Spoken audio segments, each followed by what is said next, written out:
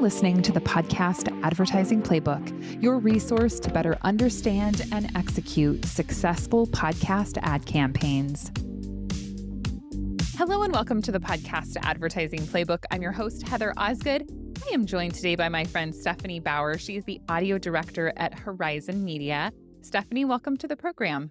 Thank you, Heather. Pleasure to be here. You and I have worked together for several years now because you're obviously at Horizon Media now, but you've been in the podcasting space for quite some time, haven't you?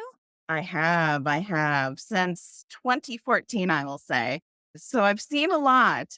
I started out in advertising on the sales side, actually, both at Interrupt and Cats in national radio sales. And then around 2014, I switched over to the opposite side and came over to join ROI Media at the time, which is now Baritone One. And at the time, a lot of the podcast media that we were investing into, we were looking at it from the perspective of expanding a host's reach. So if we were buying a Rush Limbaugh, a Hannity, syndicated nationally, we would tap into podcast as well as an automatic reach extension.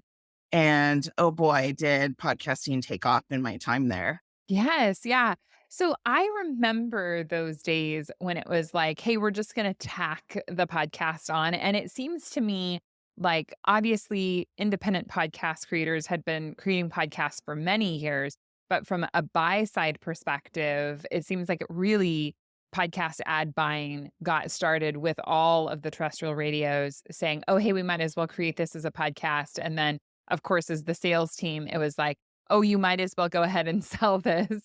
Obviously, it's matured so much from those days, but I don't think we talk about that very often. That really it did. I mean, obviously, podcast has its roots in this independent place, but it is all also very intertwined with terrestrial. It absolutely is. And I think that those hosts were often a soft entry point into podcasting as well. Because at the time, you have a solid, in many cases, performance-based, proven host. Right. And the cost investment of then jumping into This American Life is quite significant given the reach. So it really kind of got our feet wet. And from there, podcasting took off exponentially. And as you've seen, Baritone One has really developed into a leader in the podcast space. Yeah, no, for sure. It's been such a fun journey to see it develop. And now here we are so many years later. And the reason I feel like it's so important for us to talk about podcast advertising is because it has changed so much. And from the buyer's perspective, it's important for them to understand where the opportunities lie. And I don't personally think that changes are done. Obviously, in this age of technology, changes are never done. They're constantly happening. And so being really abreast of what is happening and what is going to be best today is super important. Tell us a little bit about Horizon Media and what you all do to focus on podcast advertising there. Absolutely. So I've been at Horizon since 2022 and made the transition over because I saw that they had a very talented team of dedicated podcast buyers. Last year, we were really excited of the Horizon Next division audio innovation team. We launched the Center of Excellence, which is a fully dedicated podcast team that encompasses podcast buying across both more brand-oriented objectives and everything in between, and additionally, lower funnel performance-based clients as well. Well, and I think that one of the things that I have really loved about Horizon is that, as you mentioned, Horizon isn't just solely focused on those direct response clients. And so really being able to approach podcast ad buying from a much larger kind of positioning, but then also, and I correct me if I'm wrong, because I don't know as much about this area, but Horizon has buying centers or, buying groups for many different types of media as well, not just podcast advertising. So I guess I'm curious how much planning takes place across multiple platforms for your clients. That's a great question. And the answer is quite a lot. That has been the fun aspect of working at Horizon is the fact that we have such cross-channel knowledge. In many cases, we're managing and investing into media across every vertical that a particular client is advertising in, and that's housed at Horizon. So on our end right now, we're looking to kind of answer some of those questions, not only to leverage that potential gained efficiency of having this buying prowess, but also how are these channels working together? Mhm. How is each channel making an impact? And what combination of channels are really performing well for each client and their media objectives? So we currently are rolling out like an advanced analytics tool that's helping us answer some of these questions and digging into kind of unduplicated reach and multi touch points Mm. and incremental attribution as well to kind of uncover some of these good media questions that we have in terms of media mix and kind of leveraging that buying power for our clients. Yeah, that's terrific. I feel like in the podcast space, we have had the tendency, and I think that it's because it has felt like an emerging channel for so long that clients, it's like they want to step in and kind of try it. And what I'm realizing, the deeper we get into the cross channel opportunities, the more I'm realizing that for a long time, it feels like we've been looking at podcasts like its own little piece off in the corner, and we're like, "Okay, you're in the corner, and we're just gonna play around with you there and see how you work." Whereas really exploring it as part of your overall media mix is so important because there's so much power in what happens across different channels, and I know that I've interviewed other agencies that have said that, gosh, we know when we add podcast advertising, our video performs much better, or we see that when we do podcasts, this over here happens. And those are just such important findings because as a company and as a brand, your brand is everything the consumer comes into contact with that represents your company. And so while I'm not saying we shouldn't be using podcast as a direct response channel, it obviously can be used that way very effectively. I do think that when you're able to incorporate it into a larger plan, it's going to be more effective overall. And so it sounds like that's really what you guys are seeing. Absolutely.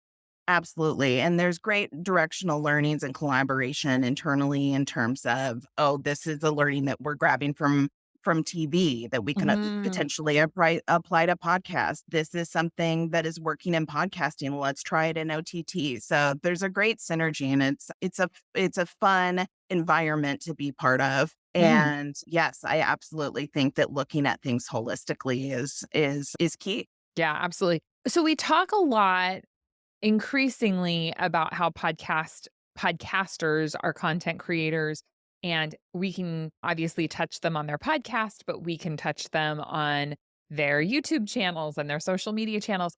When we're looking at planning media, though, if we get into traditional like radio, TV, print, even digital, chances are that content creator isn't necessarily going to be in those places. So I guess I'm curious, are you still really evaluating that content creator on their own merits, or like how is that evaluation process in terms of overall results playing out for you guys? Absolutely. So we absolutely leverage cross channel. Like we'll tap into an influencer holistically, dependent on the client's Mhm, objectives. In terms of it really comes down to client objective in many cases, mhm, whether we're looking at performance on a brand lift, we're looking at MTA, or if we're leaning heavily into pixel attribution and incrementality. So it varies across the board, but we pull on all those levers as needed or look at them combined. But again, really encouraged by what we're doing in terms of our advanced media analysis as well. yeah, that's great. So I guess focusing in on the podcast space, since obviously that's why we're here, as much as the multi-channel is fascinating, want to talk a little bit more about podcasts. So I guess I'm curious, and especially with your long history, I'm curious what you're doing specifically at Horizon today, but just with your overall experience, how would you say that a brand should structure a campaign? So, how would you characterize yourself as a buyer if somebody were to come to you and say, "Okay, Stephanie, I want you to put together a podcast ad campaign for me that's just gonna be super successful," what would you recommend that they do? Absolutely. So, how I would characterize myself as a buyer, I will say that a lot of my traditional media background informs how I approach and build and balance a buy, same as I did back in my radio days.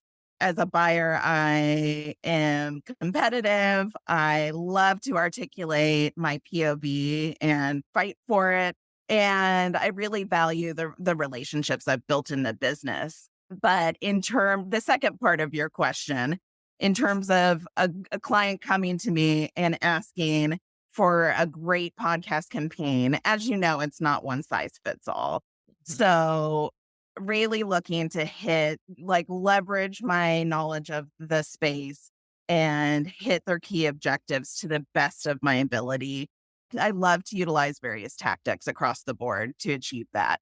So if a client has latency in their buying habits and is a higher priced item, I might lean more into a host read campaign with Mhm. higher frequency. If a client is a particular product that is lower cost and maybe more of an impulse purchase, I would look to drive efficiency and reach as much as possible. And, I also oftentimes utilize multiple tactics within a particular campaign. Mhm. So we're not just going towards the tried and true performance based host buying and solely leaning on the equity of a host read, but also leveraging and trying to hit people in the higher end of their purchase journey in order Mhm. to convert them down over time. So I find it in many cases to be very effective to utilize many tactics within a holistic campaign. Yeah, no, that makes sense. So, one of the things that I do like also about Horizon is that while you guys are leaning into host read ads and the power of host reads, you also do a fair amount of programmatic buying, don't you? We do a fair amount of programmatic buying, but there are many cases where brand safety and suitability are still a hurdle for our clients. And Mhm. we really want to be very considerate in terms of which environments we're selecting. We do heavily utilize targeted buying, run of network tactics, and genre verticals, and get Mhm. really creative with these additional tactics kind of in our media mix. Mhm. That's great. And do you typically find with your clients that you're buying programmatically for that? Obviously, you mentioned you're going to look for verticals that are brand safe, that they're appropriate for the clients, they're going to hit their target objectives. But then beyond that, do you tend to layer in host reads as well? So you've got a big advertiser that maybe, let's say, a quarter of their budget's going to programmatic and then three-fourths of it is going to host reads, or how does that kind of lay out? In terms of media mix, I will say that we lean most heavily on host reads across the Okay. board. Still, that still is king for us. Mhm. Programmatic is still making up like a very small portion Mhm. of our podcast investments. But to your point, we definitely lean very heavily into audience targeting, run of network pretty consistently in our campaigns as well, depending on the client objective. And we've got a long list of a rich list of clients that we Yeah. purchase podcasts for. We've got some clients that lean solely into audience buying, run of network, and maybe content bucketing in verticals. And would you classify some of that as just remnant buying where your clients are just looking to get like a really cost efficient investment, or where does that fall for you guys? Not entirely remnant. In Mhm. many cases, if a client has seen success in streaming audio buying and is very comfortable with testing and targeting multiple and optimizing media, it's a natural transition to take a similar approach in podcasting as well. Now, you do bring a good point. Obviously, you're the audio director, and as much as we love podcasts here on the show, there are lots of other forms of audio. Do you find that other forms of audio contribute more to the is more audio better? Like, is it good to buy podcast and streaming and terrestrial, or do you find that gosh, if we're in one form of audio, it's better than to diversify and maybe go more heavily on OTT or digital or something like that? We're absolutely seeing a positive impact with existing Horizon clients where we've rolled out or introduced podcasting into the mix. But your question is great because that really is what we're looking to solve with our advanced analytics modeling that we're rolling out across clients, is to try to connect the dots a bit on that. And more audio for the most part in running in tandem with Mm. traditional media. OTT has proven to be really powerful for many of our Horizon accounts. Yeah, yeah, I could totally see that. And I think that that mix is so important. The other day, I got a Val pack, which is like that blue envelope that you get direct mailed full of coupons. And Oh, I was yeah. like, I should just look through here and see if any of these companies would be good advertisers for podcasts. Used to do that back in the day when I was like really heavy into my prospecting efforts, you know? And Love that. I was looking through it and I was shocked. Of course, it would be a much better example if I could remember the exact companies, but there were 2 companies in there that I think it was Lisa was one, which is a mattress company, Sure. and I wanna say one of the meal delivery companies, but I was like, "Oh my gosh, these are podcast advertisers, and they're in this Val pack." And what I love to see is when brands start and build their company with podcast ads, and then it's like they Agreed. grow up and you're like, "Oh, look, they're on TV. They're in all these other places that are more expensive," because I think it's neat to have podcasts be that stepping stone. And so it's good to see that progression, but it's also 100%. yeah, so I mean, it sounds like you've seen that as well. I have as well. I've seen early podcast advertisers grow and develop into then sitting back and watching the Super Bowl and seeing them Yes. on there as well. Again, I can't think of the example, but I've had that exact feeling where you're Yeah, rooting for this advertiser, like, ooh, we're in the big time now. I know, it's so cool. So, I know that you have expressed that you guys are creating this dashboard and this program, which I'm so fascinated by, and when and if you can share some of the results, I would love to hear them. Absolutely.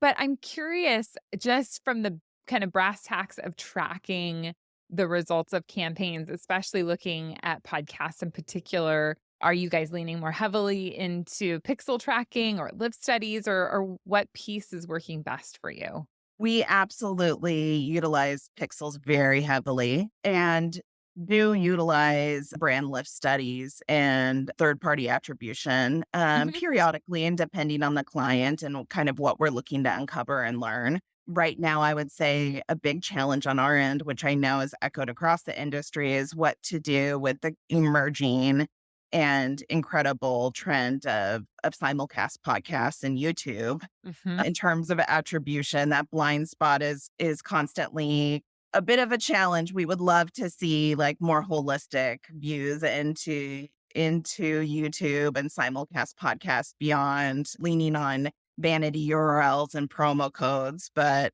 we'll see where that develops. But it seems as if growing YouTube presence is not going away anytime soon. It's only going to grow further. Yeah, yeah, for sure. I can see where that would be such a challenge, and we've been so excited in the podcast industry now for gosh, how many years has it been? 4 has it been 4 or 5 years now that we've had Pixels? But I mean, that I feel like that has made such a huge difference, and while I'm so excited about the power of YouTube and the opportunities, it is so much just like a whole different world. And then I think trying to marry those 2 together makes it challenging too. And, when we talk about the content and and what the content is. I think that that's also been a challenge because I feel like that line is getting so blurred between, is this a YouTube channel? Is it a podcast? And if you're listening on YouTube, does it make it a YouTube channel or does it make it a podcast if people are talking on mics, right? Like I've heard people say that, well, if I'm watching a YouTube channel, but the people have podcasting mics, then that makes it a podcast. And it's The mic, that's a new exactly. one for me, but I love it. It's, like, so funny to me. But yeah, there's so much happening in the YouTube space, and I think the power is there, but trying to figure out the results, I'm sure, is really challenging. So it sounds like that's been a hurdle for you all. Absolutely. A hurdle in progress. It's still we're still scratching our heads and looking for internal solves and workarounds, again, kind of leveraging what we're doing in other forms of media and seeing what we can apply to YouTube because I mean, this trend is growing exponentially. A lot of podcast consumers are treating YouTube as any other platform to consume the media. And Mhm. I think, Google themselves are further leaning into the space and are investing and interested in podcasting. It seems like they're constantly developing and rolling out and making it easier to kind of easily ingest podcasts into their platform. And Yeah. then with the recent announcement that Joe Rogan is going to be featured, no longer Spotify exclusive, and is going to be featured on YouTube. I mean, these are huge indicators. Yeah. Yeah. No, absolutely. I totally agree. I'm curious, one of the things that I have found is so significant about podcasts throughout the years is that people spend more time with podcast content than they do with other forms of content. And so I have always felt like that is the distinguishing quality, right? That I, as a podcast listener, have to have the app, I have to find the podcast, I have to find the episode. And then once I'm there, I'm going to listen to it because I'm there because I want to be there. And on average, people listen to 80% of an episode. So you have just such a committed audience member at that point. Whereas with YouTube, the stats are not nearly as good. And so I know we've just been talking about the results and how they're more difficult to track on YouTube, but I guess I'm just so curious how that is going to translate because I mean, obviously YouTube advertising has been going on forever and it's obviously very effective in many forms, but it just seems to me conflating the two is difficult, I think, from an advertising perspective, because I do see them as being different in the way that people consume them. Absolutely. And how, from a listener perspective, how you're perceiving the ad, Right.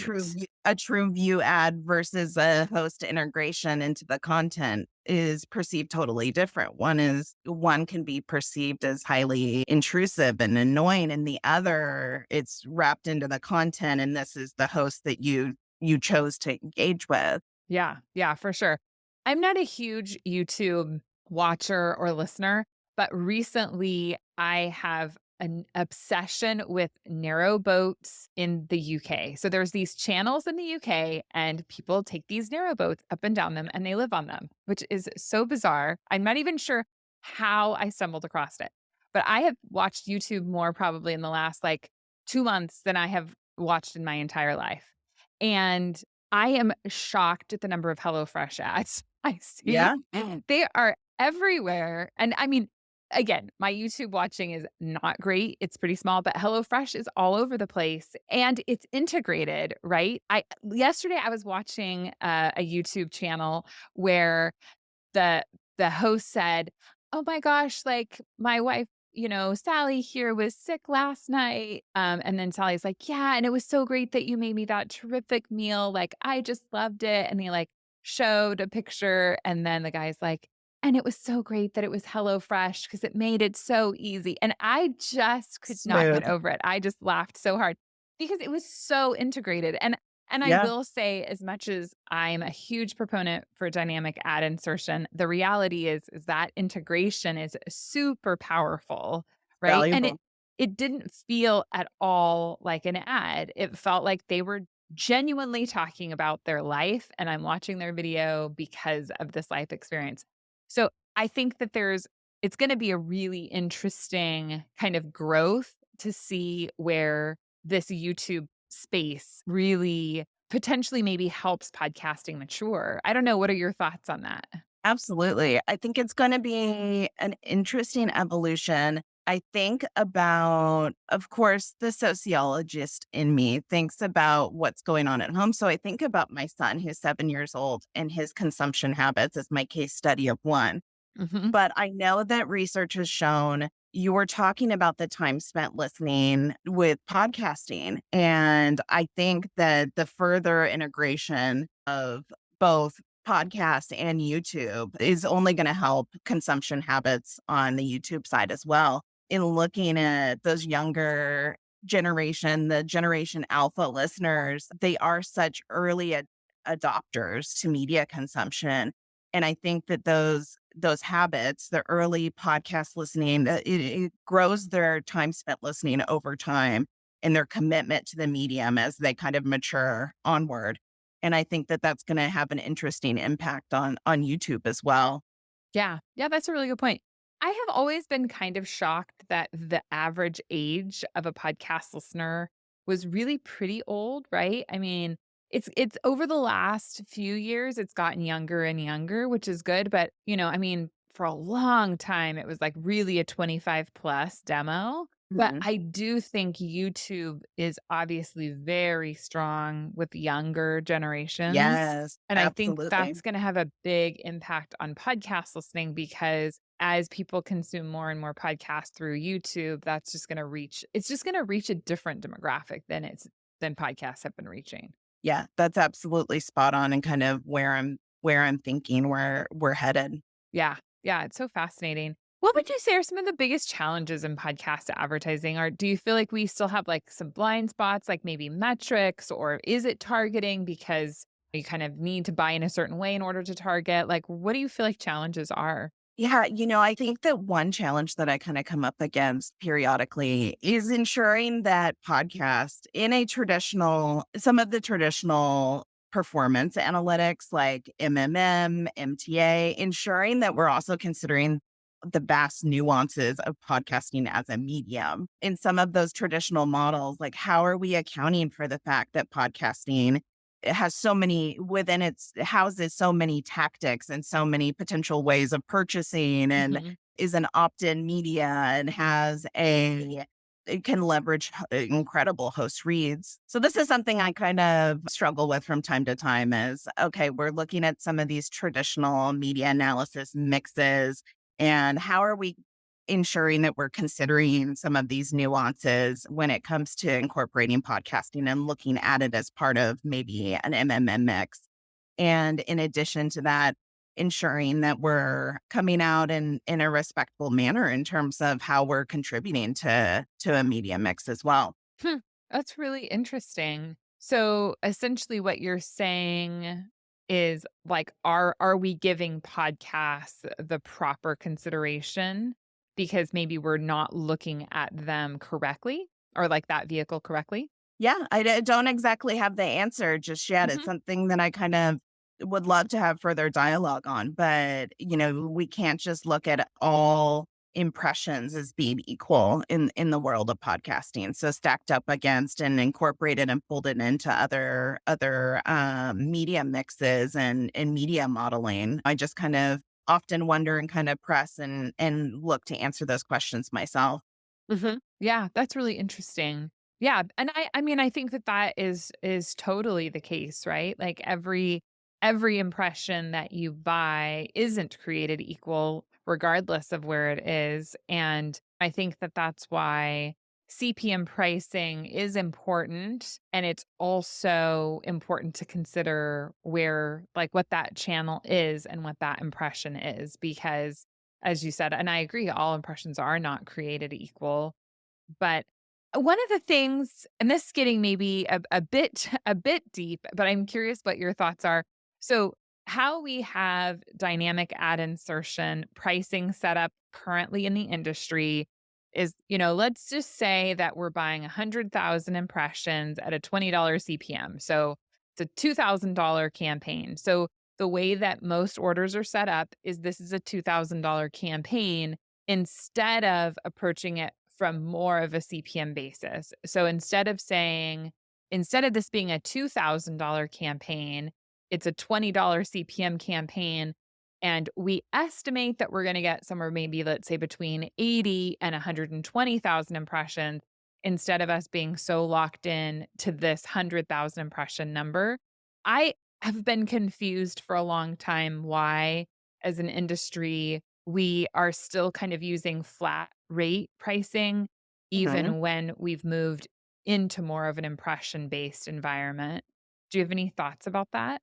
Absolutely. I understand because we engage with vendors that are using various models, flat rate versus CPM, and even potentially some opportunities that are CPA based. And yeah, I will say, I think it's good to test all of those and explore opportunities where you can tap into any of those potential buying tactics. I know that depending on the client's objectives, of course, we've got some that hold firm to that weekly cost and don't back down from it. So, it all depends on what really works best in terms of hitting those client objectives.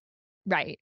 And I think that that is the crux of the conversation, right? Are what are the client objectives? And if the client wants a very specific amount, and I get the challenge with a CPM based plan is that if we don't know for sure how many impressions we're going to deliver, it makes the overall price maybe a little bit ambiguous for the customer. They don't exactly know what they're gonna get charged, which I think is a challenge, but it's been crazy with the iOS updates and the decreases that we've seen in downloads across the industry, and so even when we think we know how many impressions we're gonna deliver, we don't always know exactly what we are gonna deliver. Oh yeah. Interesting. Flexibility can be key in many cases. Yeah, yeah, for sure. So I'm curious, do you feel like there are any specific, maybe brands that work best for podcast advertising? I mean, I know we've talked about like high consideration products, we've talked about more impulsive buying products, but are there certain brands that you've seen succeed more or succeed better in podcast advertising than other forms? I think if you marry the right buying tactics to hit the client's objectives, it could really work for everyone. Mhm, I think it's just a matter of being very considerate and looking at and putting together the best campaign possible that's really mhm. going to be tailored and well suited for that particular client and their objectives. Mhm. Yeah, yeah. No, I think that makes total sense. Well, to wrap us up, I'm just curious, do you have any predictions that you see for the podcast space? I know we've already talked quite a bit about YouTube, but what are some predictions that you do have? Sure. I would say I'm very excited about the brand safety and suitability tools out there. I love kind of the intersection between kind of our media minds and media and technology. And I think some of these tools are really going to help aid us in our buying process, potentially open up some efficiencies in terms of time spent vetting and some of these more manual processes. And also, I think it's a really positive trend for us to be all talking in unison about GARM and some of these standards Mhm. when we are talking about brand safety and suitability. And I think these are going to be powerful tools in equipping us to just ensure that we're in the right environments for our clients. No, I totally agree. And I think especially as we're looking at these larger scale campaigns, as we're looking at doing bigger buys across multiple shows, when you are buying a handful of podcasts and you can know each podcast intimately, it's very different than when we're talking about, trying to deliver millions and millions of different impressions. That brand safety piece is so important because we can't listen to every episode. We need to have the tools and I know there's some great ones out there, and it seems like they're progressing by leaps and bounds, which is really exciting to see. Absolutely. And my hope is that utilizing some of these tools and having kind of this third party feedback and also being able to like finesse your campaign in real time into and away from certain environments. My hope is that it unlocks more clients' interest into podcasting, or if they are worried about it being potentially not being brand safe, or if they have very restrictive brand guidelines to help us work around those and also potentially open up some additional spend programmatically too. Yeah, absolutely. Well, Stephanie, thank you so much for being on the program today. If people want to connect with you, where's a good place for them to find you? Thank you, Heather. My pleasure. This was such a treat to be included in your podcast. I've really enjoyed listening in the past. So it's nice to be a guest. And you can reach out to me at sbauer@horizonmedia.com. Awesome. Awesome. Perfect. Thanks so much for being on the show, Stephanie. Thank you, Heather. Thank you for listening to the program. I hope that you have enjoyed this conversation as much as I have. I know that Stephanie shared some really unique bits of information that we haven't talked about. So I'm excited that you're listening, and I will look forward to connecting with you next time. Thank you for listening to the Podcast Advertising Playbook, your source to a better understanding of the podcast advertising industry.